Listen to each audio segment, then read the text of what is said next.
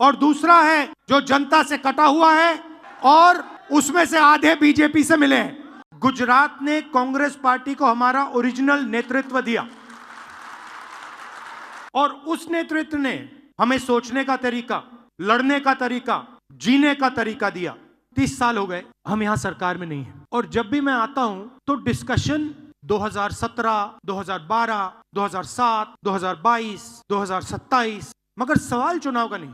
जब तक जो हमारी जिम्मेदारी है उसको जब तक हम पूरा नहीं करेंगे, गुजरात की जनता हमें चुनाव नहीं जिताएगी। जिस दिन हमने अपनी जिम्मेदारी पूरी कर दी उस दिन मैं आपको गारंटी करके कहता हूं कि गुजरात के सारे लोग कांग्रेस पार्टी को अपना समर्थन दे देंगे। गुजरात रास्ता देखना चाहती है। मैं डर के नहीं बोल रहा हूं, मैं शर्मा के नहीं बोल रहा हूं, मगर मैं आपके सामने ये बात रखना चाहता हूं कि चाहे हमारे कार्यकर्ता हो, चाहे राहुल गांधी हो, चाहे हमारे जनरल सेक्रेटरी हो, चाहे हमारे पीसीसी प्रेसिडेंट हो, हम गुजरात को रास्ता नहीं दिखा पा रहे हैं।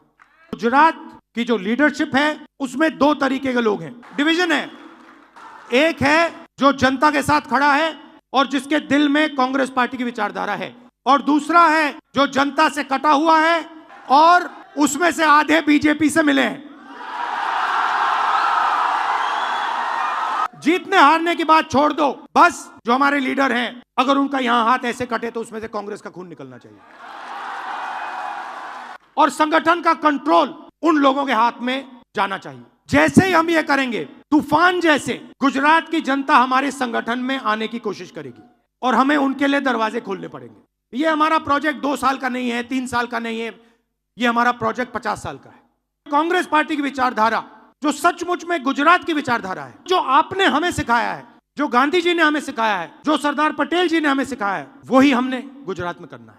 हमारे नेताओं को, और मैं इसमें अपने आप को भी जोड़ रहा हूं, हमारे नेताओं को गुजरात की जनता के बीच में, घर में जाना पड़ेगा, उनकी आवाज सुननी पड़ेगी। आप हमसे चाहते क्या हो, हम आपके लिए क्या कर सकते हैं, हम आपकी शिक्षा के लिए, स्वास्थ्य के लिए, बिजनेस के लिए, भविष्य के लिए क्या कर सकते हैं, बताइए।